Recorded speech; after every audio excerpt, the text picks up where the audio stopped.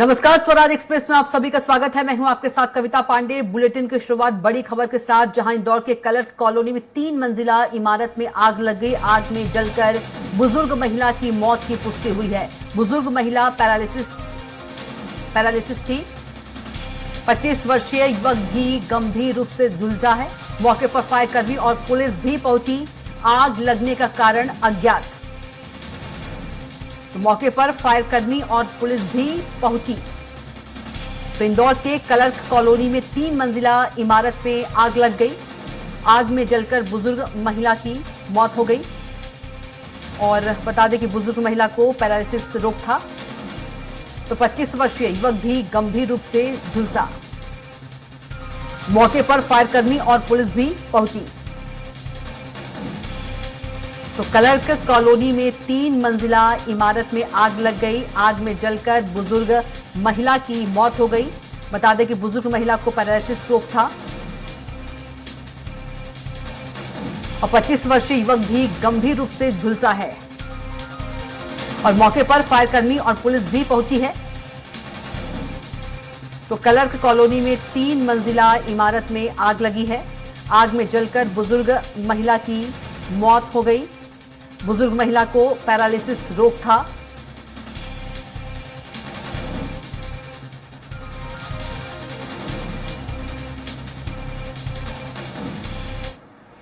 और सीधे चलेंगे जहां प्रधानमंत्री नरेंद्र मोदी उच्चतर शिक्षा अभियान परियोजनाओं का डिजिटल लॉन्च कर रहे हैं। पीएम मोदी लॉन्चिंग कर रहे हैं। जम्मू कश्मीर को विकसित बनाने के लिए हमारी सरकार गरीब, किसान, युवा शक्ति और नारी शक्ति पर सबसे ज्यादा फोकस कर रही है। उस बच्ची को परेशान मत करो भाई, बहुत छोटी गुड़िया है। अगर यहां होती मैं उसे बहुत आशीर्वाद देता, लेकिन इस ठंड में उस बच्ची को परेशान मत कीजिए जी। कुछ समय पहले तक यहां के नौजवानों को उच्च शिक्षा के लिए, प्रोफेशनल एजुकेशन के लिए दूसरे राज्यों में जाना पड़ता था। आज देखिए, जम्मू कश्मीर शिक्षा और कौशल विकास का बहुत बड़ा केंद्र बनता जा रहा है। बीते 10 वर्षों में देश में शिक्षा को आधुनिक बनाने का जो मिशन हमारी सरकार ने चलाया है, उसका आज यहां और विस्तार हो रहा है। मुझे याद है साल 2013 के दिसंबर में,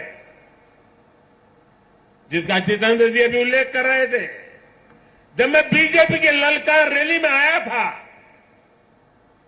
तो इसी मैदान में आपसे कुछ गारंटी देके गया था। मैंने सवाल उठाया था, यहां जम्मू में भी आईआईटी और आईआईएम जैसे आधुनिक शिक्षा संस्थान क्यों नहीं बन सकते। वो वायदे हमने पूरे करके दिखाए। अब जम्मू में आईआईटी भी है और आईआईएम भी है, और इसलिए लोग कहते हैं मोदी की गारंटी, यानी गारंटी पूरा होने की गारंटी।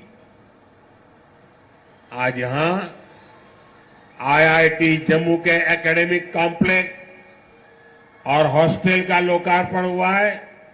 मैं देख रहा हूं नौजवानों का उत्साह अद्भुत दिखता है। इसके साथ साथ IIT Bhilai, IIT Tirupati, triple IT DM Kurnool, Indian institute of school Kanpur, Uttarakhand और त्रिपुरा में सेंट्रल संस्कृत यूनिवर्सिटी के परमानेंट कैंपस का भी लोकार्पण किया गया है। आज आईआईएम जम्मू के साथ साथ आईआईएम बोध गया बिहार में और आईआईएम विशाखापट्टनम कैंपस आंध्र में उसका भी उद्घाटन यहीं से हुआ है। इसके अलावा आज NIT Delhi, NIT Arunachal Pradesh, NIT Durgapur, IIT Kharagpur, IIT Bombay, IIT Delhi, IISER Berhampur, triple IT Lucknow जैसे उच्च शिक्षा के आधुनिक संस्थानों में academic blocks, hostel, library, auditorium ऐसी कई सुविधाओं का भी लोकार्पण हुआ है।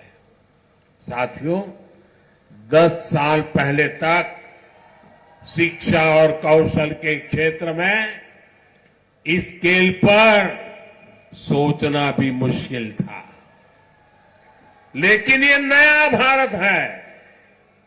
नया भारत अपनी वर्तमान पीढ़ी को आधुनिक शिक्षा देने के लिए ज्यादा से ज्यादा खर्च करता है। बीते 10 साल में देश में रिकॉर्ड संख्या में स्कूल, कॉलेज और यूनिवर्सिटीज का निर्माण हुआ है। यहां जम्मू कश्मीर में ही करीब 50 नए डिग्री कॉलेज स्थापित किए जा चुके। 50 ऐसे 45,000 से ज्यादा बच्चों का स्कूल में दाखिला कराया गया है। और ये वो बच्चे जो पहले स्कूल नहीं जाते थे। और मुझे खुशी है कि इन स्कूलों का सबसे ज्यादा फायदा हमारी बेटियों का हुआ है। आज वे घर के पास ही बेहतर शिक्षा हासिल कर पा रही है।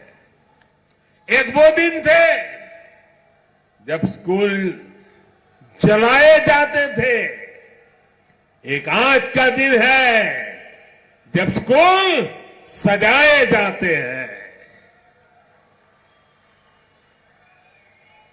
और भाई और बहनों, आज जम्मू कश्मीर में स्वास्थ्य सेवाओं में भी तेजी से सुधार हो रहा है।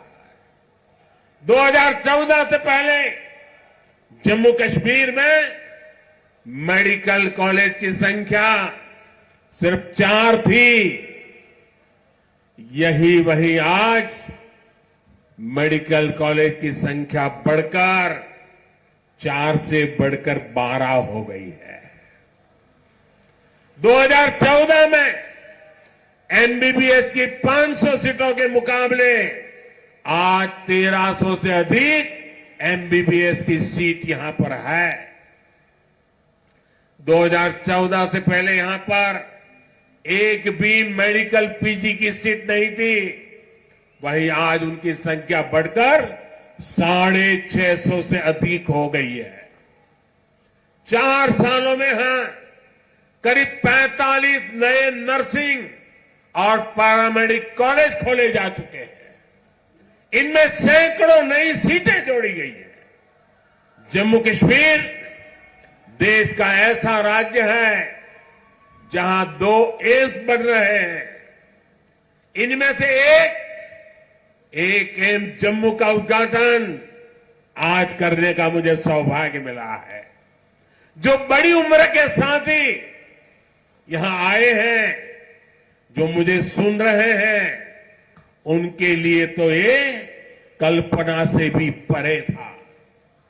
आजादी के बाद के अनेक दशकों तक दिल्ली में ही एक एम्स हुआ करता था। गंभीर बीमारी के इलाज के लिए आपको दिल्ली जाना पड़ता था, लेकिन मैंने आपको यहां जम्मू में ही एम्स की गारंटी दी थी और ये गारंटी मैंने पूरी करके दिखाई है। बीते 10 वर्षों में देश में 15 नए एम्स स्वीकृत हुए हैं। उनमें से एक जम्मू में आज आपकी सेवा के लिए तैयार है। और एम्स कश्मीर भी तेजी से काम चल रहा है। भाई और बहनों, आज हम एक नया जम्मू कश्मीर बनते हुए देख रहे हैं। प्रदेश के विकास में सबसे बड़ी दीवार आर्टिकल 370 की थी, आर्टिकल 370 की थी। इस दीवार को भाजपा की सरकार ने हटा दिया है।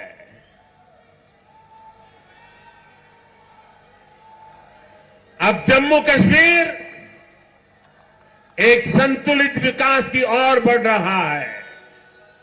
और मैंने सुना है शायद इसी हफ्ते ये 370 को लेकर के कोई फिल्म आने वाली है। मुझे लगता है आपका जय जयकार होने वाला है पूरे देश में।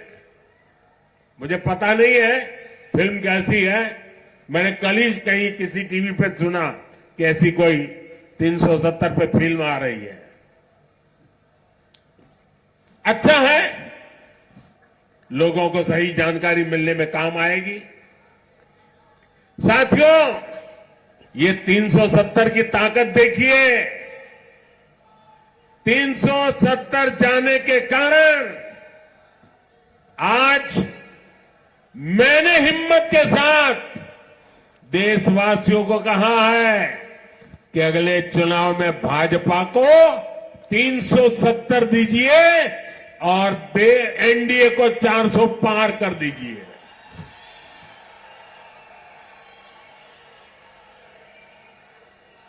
अब प्रदेश का कोई भी इलाका पीछे नहीं रहेगा, सब मिलकर आगे बढ़ेंगे। यहां जो लोग दशकों तक अभाव में जी रहे थे, उन्हें भी आज सरकार के होने का एहसास हुआ है। आज आप देखिए, गांव गांव एक नई राजनीति की लहर चल पड़ी है। परिवारवाद, भ्रष्टाचार और तुष्टीकरण के खिलाफ यहां के नौजवानों ने बिगुल फूंक दिया है। आज जम्मू कश्मीर का हर नौजवान अपना भविष्य खुद लिखने के लिए आगे निकल रहा है।